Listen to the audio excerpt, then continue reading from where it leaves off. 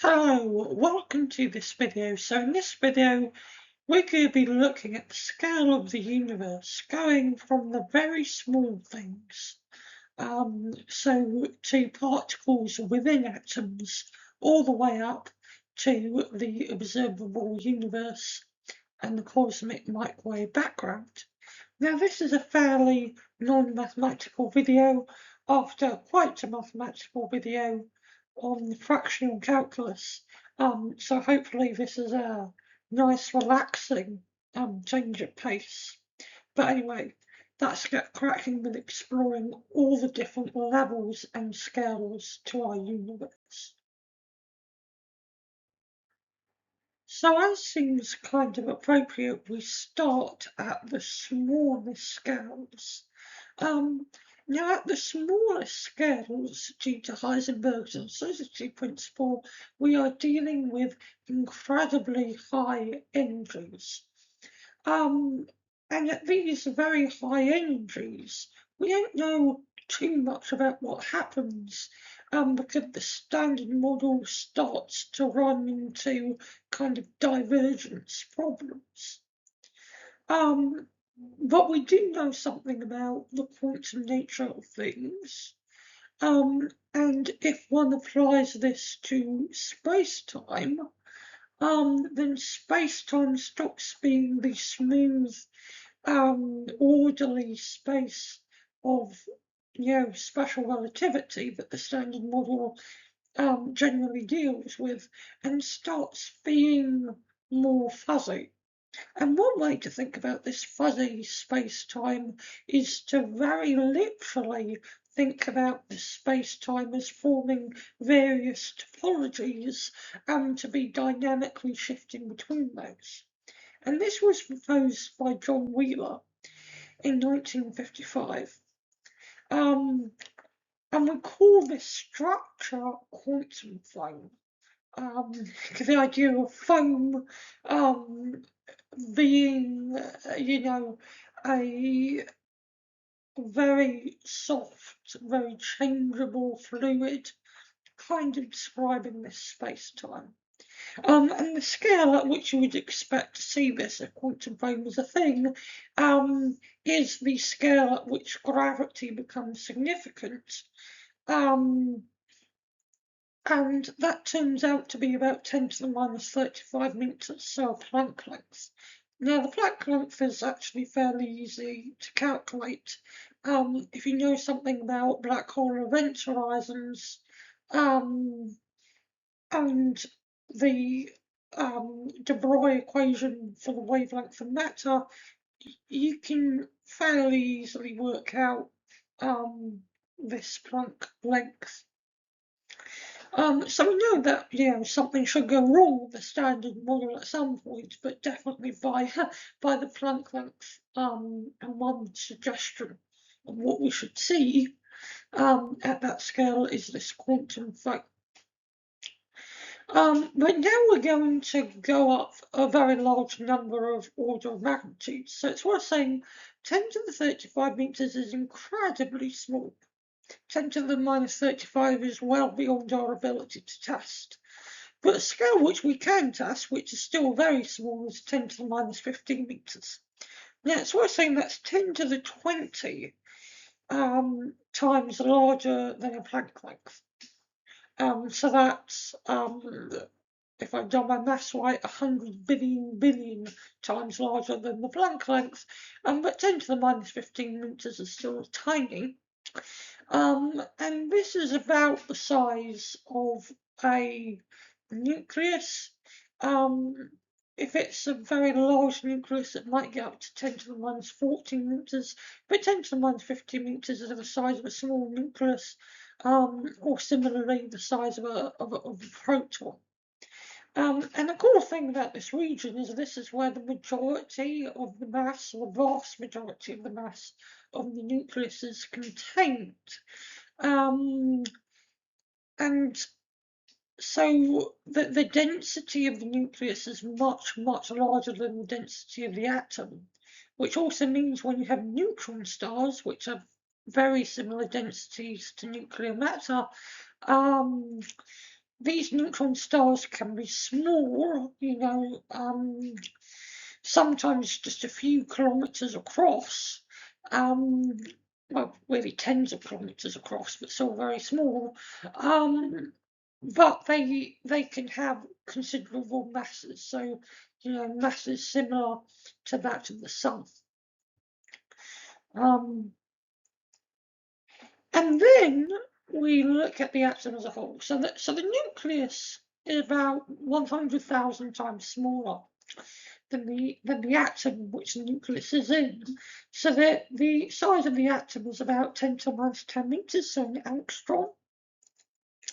Now I've got next to this scale an image of the different subshells, or if you like, orbitals that electrons can have around a hydrogen atom.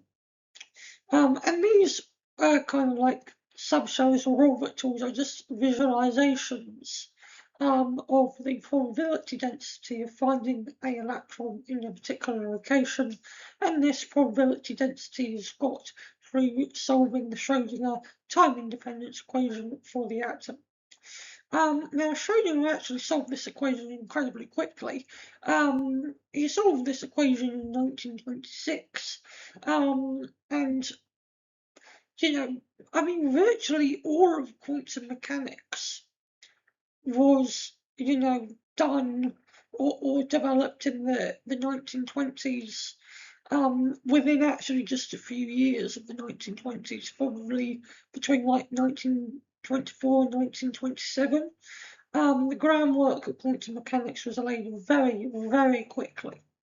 Partly because the maths is so elegant, and actually the maths itself, whilst being abstract, isn't that complicated in terms of the steps and processes that are going on.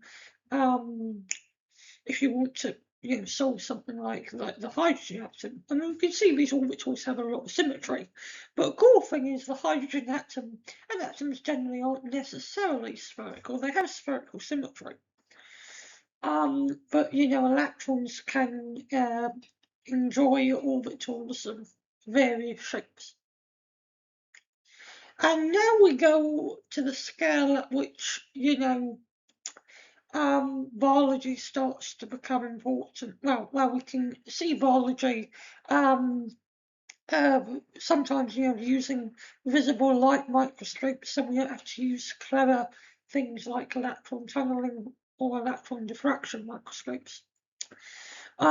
So if we go to 10 to the minus 6 meters, we're looking at the thickness of a hair, and those who are interested in Tolkien's work will know the significance of the individual and the significance of describing their hair.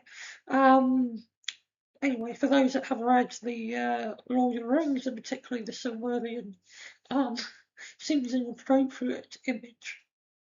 But 10 to the minus 6 meters, so micron, we can start. This is a scale under which visible light starts to become rather helpful. Because visible light has a wavelength of about 10 to the minus 7 meters. I'm not worrying about the exact figures, so I'm just going in terms of orders of magnitudes. So light can resolve things that are larger than 10 to the minus 7 meters. So 10 to the minus 6 meters visible light can begin to resolve that. And then the next one up, we have millimeters, which is about the size of a pea. Interesting thing involving that scale is that if you were going to shrink the Earth into a black hole, the black hole would be the size of a pea. That would be the size of its Schwarzschild event horizon. But yeah, these are pretty small.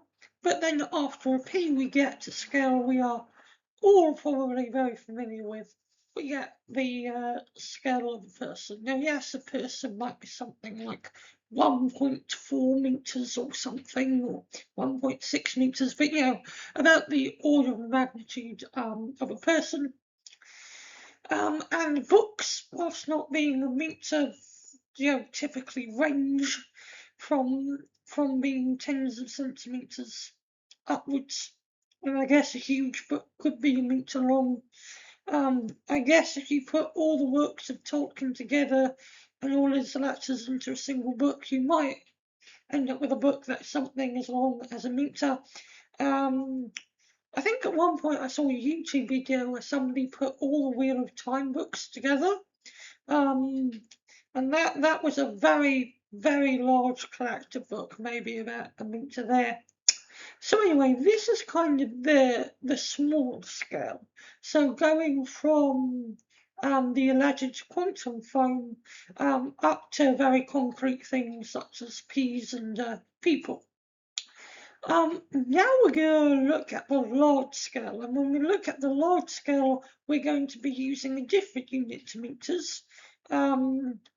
We're going to be using light years, and that's the distance that light would travel in a year if light was moving through empty space.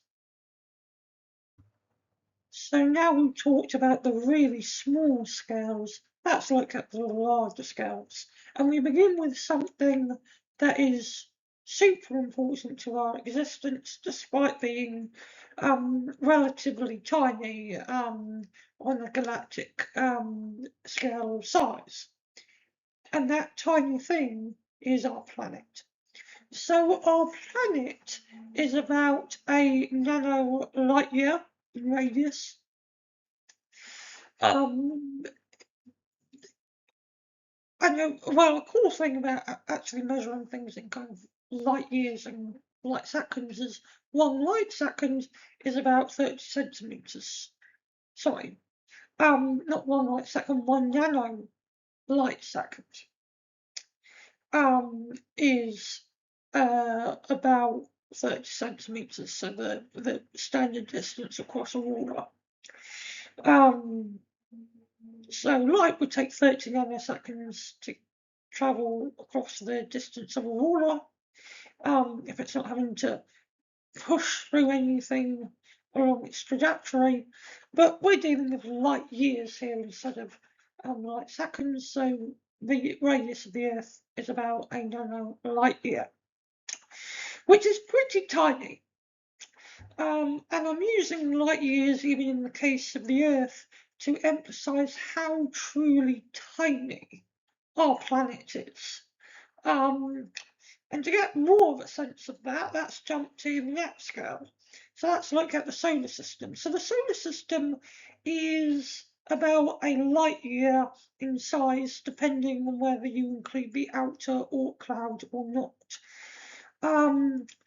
Now, this kind of image of the solar system emphasizes something very significant about our solar system, and that's that whereas a lot of people think of the solar system ending with the planets, because there are plenty of things, particularly comets beyond the planets, that are gravitationally attracted to the sun.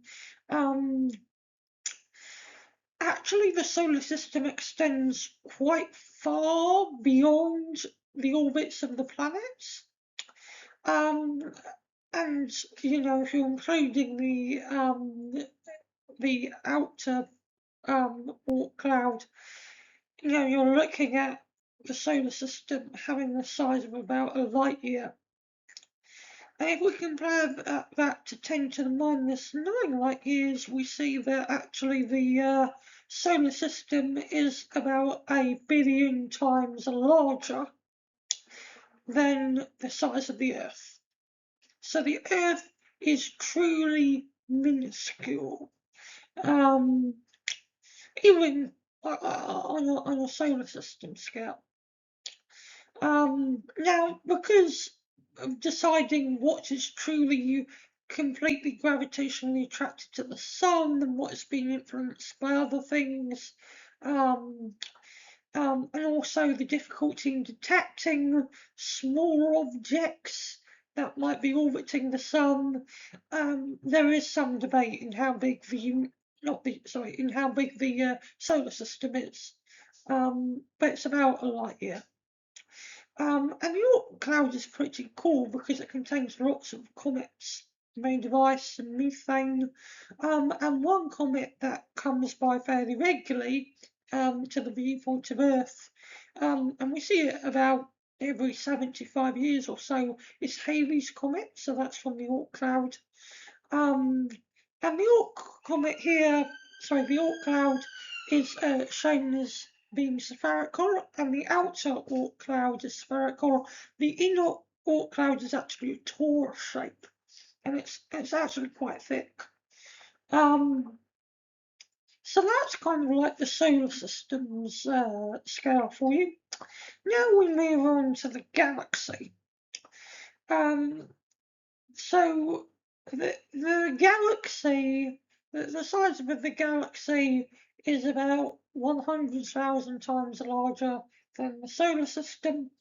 And in this image we have the sun shown.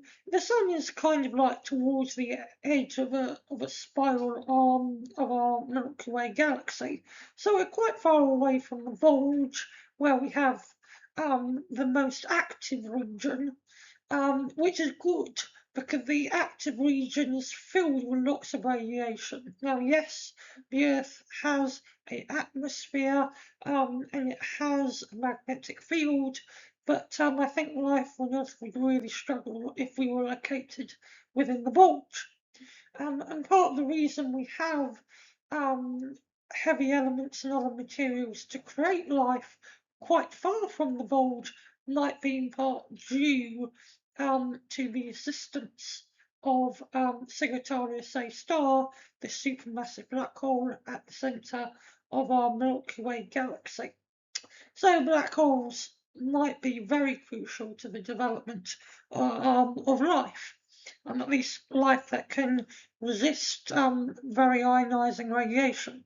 Now, admittedly, there has been evidence of certain forms of life, particularly of kind of fungus that was actually found in some of the most radioactive parts of Chernobyl, which actually uses up radiation, and ionising radiation is actually quite helpful to it. So you can, it seems, have biological life even in areas of very high radiation. But yeah, that kind of life is, at least on Earth, very rare. But who knows? Maybe it's because on Earth there is very little ionising radiation in most places. So maybe we're just a little bit biased in our kind of search for life and what environments life might be able to survive in. But anyway, continuing the scale, we now come to the galaxy cluster. So we briefly mentioned the galaxy, now on to the galaxy cluster. Now our cluster that we're in is a group of galaxies, a bit more than, it's like 50 plus galaxies, so I think 52 or 53, somewhere around that. And this group is known as the Local Group, and we're all gravitationally kind of like attracted to each other. We're on our own bubble, having a kind of like fun orbit around the common centre of mass. Now there are kind of three major galaxies within the local group, including ourselves. The other galaxies are kind of dwarf galaxies, most of them being elliptical. So the three major galaxies are us, Andromeda, and another galaxy, another spiral galaxy called Triangularum. Triangularum is, as the name might suggest, the third largest galaxy in the local group. We're actually the second. We're not the largest. The largest galaxy in the local group is the Andromeda galaxy, which we are due to merge with in about 5 billion years. And the Andromeda Galaxy isn't just a bit larger than the Milky Way, it's significantly larger. The Andromeda Galaxy might be, depending on one's estimates of scale, twice as large as the Milky Way and have about 2 to 5 times the number of stars. So yeah, whilst the Milky Way is big, it's far from the biggest, even in our local group. So we now talked about galaxies, local groups.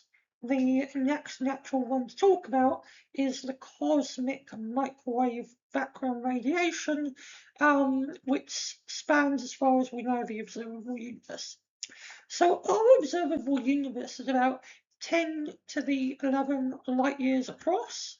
Due to the expansion of the universe and accelerated expansion, that is actually a little bit larger than the age of our universe, then translated to light years. But the observable universe is kind of like everything that we can, in theory, observe, assuming nothing can travel faster than the speed of light in a vacuum. And it's pretty big. So within this, we have planets, we have stars, we have galaxies, we have clusters of galaxies, we even have superclusters. What goes on with the cosmic microwave background radiation is it's believed to be the afterglow, if you like, of the Big Bang. And it was actually detected, I think at first by accident, when people were trying to kind of like make radios and stuff. They picked up this kind of like background noise, which turned out to be the cosmic microwave background radiation. So it's kind of cool how some of these things are found, as it were, by accident sometimes. Because microwaves and radio waves have similar-ish frequencies. They're both on the branch of the electromagnetic spectrum with quite large wavelengths. And this cosmic microwave is actually, due to the expansion of the universe, this wavelength is getting gradually larger, and so at some point will drift into the radio wave band of electromagnetic waves. But anyway, this has been a very brief tour of the various scales in our universe. And just to finish up, I'll, in true physics fashion, talk about whilst using scales is helpful for visualizing things and putting things into perspective, we have to be careful when talking about scales, and there is a reason why physicists generally avoid making definitive statements about the size of things. And so we'll cover that right at the end of this video. So we talked about small things, the large things, and so now we're going to talk about the problem of talking about the sizes of things, after having spent a bit of time talking about the sizes of things, which is traditional, physics style of discussion. Always question what is said, or how far and how literal we can take things that are mentioned.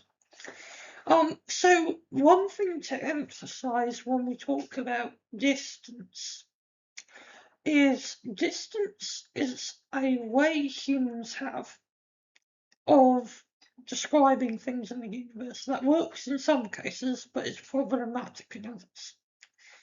And the reason why it can be problematic is simply because the universe doesn't really care. how humans perceive the universe. And so the universe has no problems with acting in certain scales or certain conditions in ways which make our usual ways of describing things problematic at best, at worst completely irrelevant. So we have to be very, very careful and take our kind of human descriptions of things with a heavy grain of salt, because it is the universe that exists, not our picture of the universe. Obviously, there is a correlation between the universe, which is producing things that we can detect, and the image. And when I say image, I mean image of all of our senses, and image also built up from mathematical models. I'm not just talking about visual sight, but the image that we have of the universe. There is a correlation between the actual universe and our image of it, but they are not the same thing. Yeah, we have to be very modest, and understand that whilst we are trying to learn about the universe, we are doing so through a particular lens, with certain limitations. And the universe doesn't have to take those limitations into account. And an example of confusion that is generated in this sense, between confusing what the universe is doing, and how we picture things in the universe, is the idea of length contraction and special relativity. And the way that we picture things in the universe generally is problematic in a couple of ways. Firstly, when we've been talking so far about how large things are, we have presumed that objects have a size, and that is a invariant property. That is, the size of an object is not in any way intrinsically linked to its motion. Now, yes, we might think that, okay, intuitively, if you have a pan of water and then you throw the water in the air, the surface area that water covers will increase as the water moves outwards, maybe in an arc or something. However, we tend not to think that there is any intrinsic link between motion and size. However, special relativity shows very clearly we are mistaken on that front. And so when we say the size of something, we really should be saying the size if we are at rest relative to it. And this does create certain complications within cosmology when we try to talk about the sizes of large structures, because it's the size, but in what reference frame are we describing this size? Because the size of an object is not inherent to it. And in fact, as an object moves faster, its kind of physical size shortens. It shrinks. And that's known as length contraction. Now, it's kind of tempting to say that because of this, if you were to look at an object that is moving quickly, it's tempting to say that you would see the object shrink, but you wouldn't. And here's another area where our understanding of size is problematic. Now, the physical size of the object would shrink. That is, how it interacts with other objects would be indicative of it shrinking, because its physical size has shrunk. However, you would not see it shrinking. You would actually see the object rotating. And so, again, what we see happen to an object and what actually happens to an object are two different things. Very, very important to mention. So, from a relativistic, cosmological, astrophysical sense, there is a problem of talking about scale as some concrete thing, particularly a concrete thing that what we see relates firmly to. But there's a problem with talking about scale even in the context of quantum mechanics. In fact, there's far bigger of a problem, I would say, because at least in cosmology and astrophysics, if we fix a particular reference frame, we can indeed state the size of an object in a definitive way, at least as measured within that reference frame. In quantum mechanics, we can't necessarily even do that. We can talk about various sizes of things, like we can talk about the classical radius of a electron, for example, which is obtained from thinking about the mass of the electron as being generated from the energy of its electric field, and then you can use Coulomb's equation for the strength of an electric field, and Einstein's relativistic equation for the rest mass of an object equals mc squared to get the classical radius of an electron, which in some sense does describe how large it is. There are so many caveats when you're talking about sizes within quantum mechanics, mainly because in quantum mechanics, even particles have wave-like aspects and are therefore distributed in some periodic manner through space. So here we have a visual depiction of an electron flowing as a wave. This ripple thing is meant to be an electron.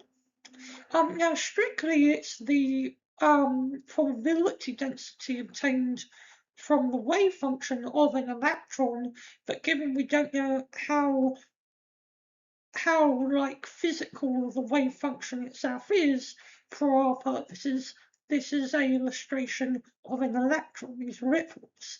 And one could ask, where is the electron? Well, the electron's kind of everywhere in that sense. And so, for example, when one is talking about the size of an atom, one generally has to caveat that with the expectation value for the radius of an atom, rather than just saying the radius of an atom, because due to quantum mechanics, it doesn't make sense to even ask what the radius of an atom is, thanks to wave-particle duality. At least in the full quantum sense. In a semi-classical model like Bohr's model, you can ask in very definitive terms what is the radius of an atom. But even in Bohr's model, you then can't ask, well, what angular position is the electron located at in polar coordinates within an atom? You still can't ask that question even in a semi-classical model. So I'm kind of like finishing this video with talking about why we have to be wary with talking about sizes of things, just because it is very tempting to look at the world around us, go, okay, things seem to have intrinsic sizes, and then presume that works and just carry that forward. Whereas what the universe shows us is our intuitive notions about things sometimes need to be questioned, and sometimes are definitively wrong. Because the universe doesn't really care about what humans think is sensible or not. The universe is doing its own thing, and is marvelously magical and wonderful for it. But anyway, this is kind of like the end of this video. I hope you've enjoyed it.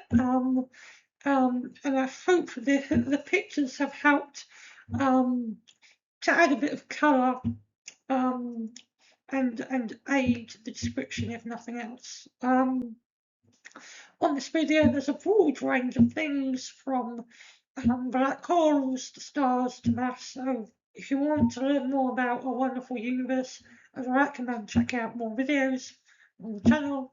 But for now, I wish you a brilliant week ahead. Try to bring an umbrella if you're heading out and are in England currently, because the weather is incredibly variable, or even if you're in Scotland, well, actually most particularly if you're in Scotland. But wishing you all the best, and I look forward to sharing with you some more wonderful physics.